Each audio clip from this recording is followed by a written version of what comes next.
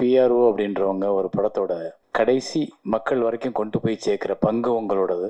ஒவ்வொரு திரைப்படமும் மக்கள்கிட்ட போய் சேர்றதுக்கு நீங்கள் எடுக்கிற முயற்சி, நீங்கள் கொடுக்குற உழைப்பு ரொம்ப அற்புதமானது. அதனால் இந்த சங்கத்தோட தேர்தல், இந்த விழாவில் கலந்துக்கிறதுல ஒரு எழுத்தாளர் சங்கத்தோட உறுப்பினராக, தலைவராக, இல்லை நான் ஒரு தனிப்பட்ட இயக்குனராக நான் ரொம்ப பெருமைப்படுறேன். ஸோ இதுலேருந்து தேர்ந்தெடுக்கப்பட்டிருக்க தம்பி யுவராஜோட தலைமையில் இருக்கிற டீமுக்கு என்னுடைய மனப்பூர்வமான வாழ்த்துக்கள். உங்களுக்குள்ள ஒற்றுமையும் சந்தோஷமும் எப்பவும் நிலைத்து நிற்கட்டும். சங்கத்தை நல்லபடியாக பார்த்துக்குங்க.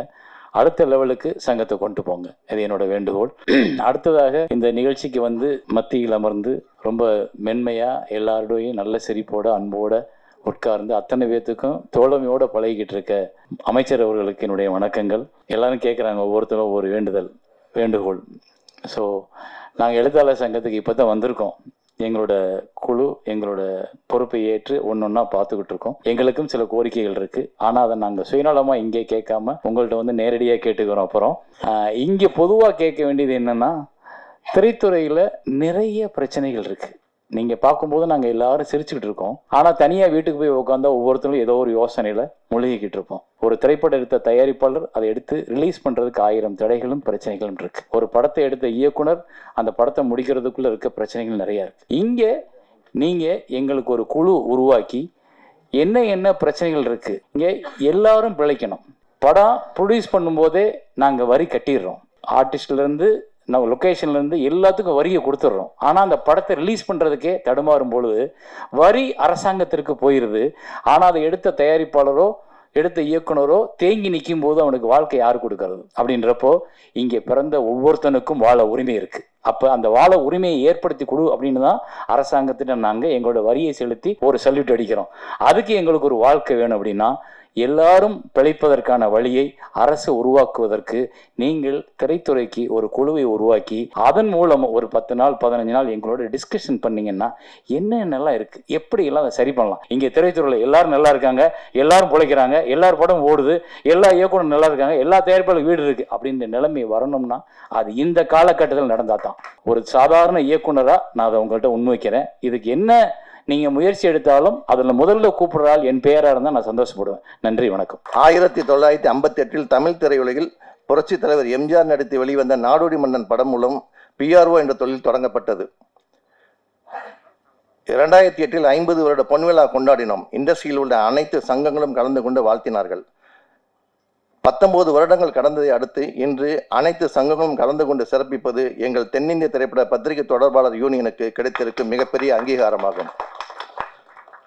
பத்திரிகையாளர்களையும் தொலைக்காட்சி தோழர்களையும் இணையதள நண்பர்களையும் புகைப்பட கலைஞர்களையும் வருக வருக என்று வரவேற்கிறோம். தயாரிப்பாளர்களான திரையுலக பிரம்மாக்களையும் இயக்குநர்களையும் தயாரிப்பாளர் சங்கம், சேம்பர், நடப்பு தயாரிப்பாளர் சங்கம், சின்னத்திரை இயக்குனர் சங்க தலைவர் அதிராஜன் உட்பட அனைவரையும் வரவேற்கிறோம். பெப்சி தலைவர் திரு ஆர்.கே. செல்வமணி, செயலாளர் திரு சுவாமிநாதன் இருவரையும் வரவேற்கிறோம். தயாரிப்பு நிர்வாகிகள் சங்க நிர்வாகிகளையும் வரவேற்கிறோம். எழுத்தாளர் சங்க நிர்வாகிகள் எங்கள் அழைப்பு ஏற்று இங்கு வருகை தந்ததற்கு எங்களது மனமார்ந்த நன்றியும் பாராட்டுகளையும் தெரிவித்துக் கொள்கிறோம்.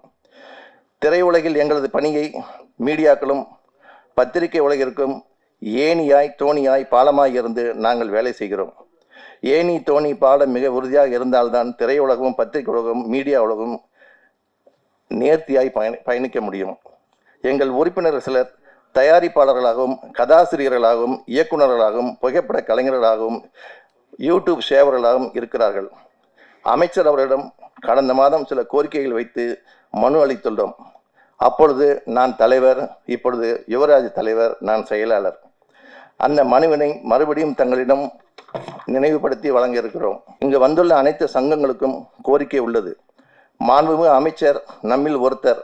அவர் இங்குள்ள சங்கங்கள் அனைத்தையும் அழைத்து ஒரு நாள் திரை உலகத்திற்காக நேரம் ஒதுக்கி அழைத்து பேசினால் மிகவும் நன்றாக இருக்கும்.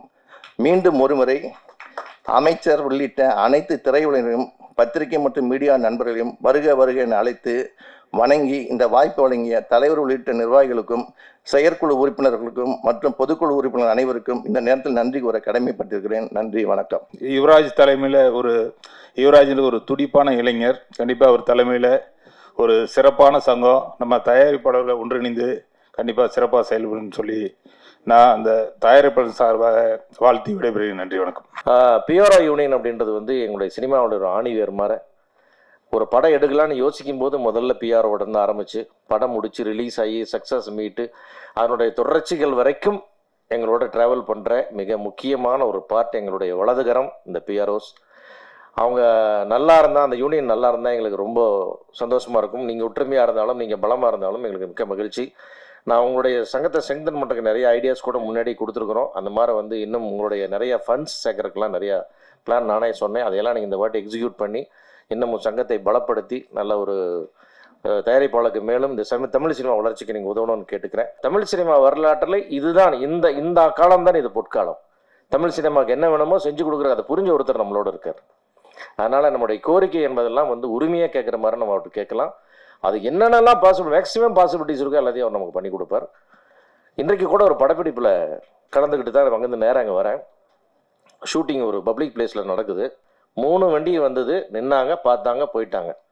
ப்ரொடக்ஷன் யாராவது பேர் இல்லை, சும்மா பார்க்க வந்தோம், நீங்கள் போக நிற்கிறேன். ஒருத்தர் கூடங்க ஒரு டிஸ்டர்பன்ஸ் பண்ணல. இந்த ஏரியாவுக்கு நான் வந்திருக்கேன், நான் தான் இந்த ஏரியாவுக்கு வஸ்தாது, நம்ம பேட்டையில் எடுக்கிறீங்க, நம்ம இதில் எடுக்கிறீங்க, அதெல்லாம் எதுவுமே இல்லை. இதெல்லாம் நடந்துக்கிட்டே இருக்குது. சர்ன்னு 2 வண்டி வந்து நிற்குது.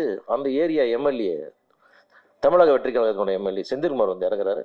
ஷூட்டிங் ப்ரொடக்ஷன் மேனேஜரை கூப்பிட்டாரு. எங்கள் தொகுதியில் வந்து நீங்கள் படம் எடுக்கிறீங்க, ரொம்ப மகிழ்ச்சி, அடிக்கடி வரணும், எந்த தொந்தரவு வந்தாலும் என்னையா தம்பியை அசிஸ்டண்ட்டை கான்டாக்ட் பண்ண நம்பர் கொடுத்துட்டு யாருக்கு 5 பைசா பணம் கொடுத்துறாதீங்க, இது எங்கள் முதல்வருடைய உத்தரவுன்னு அவர் சொல்லிட்டு அவர் வண்டியை எடுத்து போயிட்டு என்ன இப்படி ஒரு எம்எல்ஏவா, என்ன நடக்குது நம்ம ஊரில்? இப்படி எல்லாமே எங்களுக்கு வந்து பிரமிப்பாகவே நடந்து கொண்டிருக்கு. அடிக்கடி கிள்ளி பார்த்துக்க வேண்டியிருக்குது, கனவா நனவான்னு. அந்த அளவுக்கு ஒரு அற்புதமான ஆட்சியை கொடுத்து கொண்டிருக்கிற நம்முடைய முதல்வரோட ஆட்சியில் இருக்கிற நம்முடைய ராஜ்மோகன் சாருக்கு மிக்க நன்றி. ரொம்ப சந்தோஷமா இருக்கு இங்க இருக்க. நாங்கள் எவ்வளோதான் உருட்டி புரண்டு படம் எடுத்தாலும் அது மக்களுக்கு கொண்டு போகிறது நீங்கள் தான். உங்கள் எல்லாத்தையும் ஒரே ரூமில் பார்த்து ஒரு நன்றி சொல்லலாம் தான் எனக்கு தோணுச்சு. என்னோட வாழ்த்துக்கள் யுவராஜுக்கும் எல்லா வின்னர்ஸ்க்கும். நான் ரொம்ப க்ளோஸ் குவார்ட்டர்ஸில் ஒரு படம் நிறைய பேர்த்தோட நான் ஒர்க் பண்ணியிருக்கேன். வந்த டைம்லேருந்து ஒரு படத்தை எப்படி மக்களுக்கு கொண்டு போகணுன்னு ட்ரை பண்ணி அந்த ப்ரெஷர் எல்லா ஃபோன் கால்ஸையும் எடுத்து எப்படி கொண்டு போகிறாங்கன்னு நான் பார்த்துருக்கேன். அது நிறைய க்ரியேட்டிவிட்டியும் நிறையா வரும். போர் தொழிலாக போய் யுவராஜ் என்ன பண்ணாருன்னு நான் பார்த்தேன். வேர்ட் ஆஃப் மவுத்னால தான் இது போகணுன்னாரு, அதே தான் நடந்தது. ஸோ பல creativity, out of the box thinking. நான் இப்போ கூட இந்த ஷாலுக்கு பதிலாக டவல் போடுறது தான் ஃபர்ஸ்ட் டைம் பார்க்குறேன்.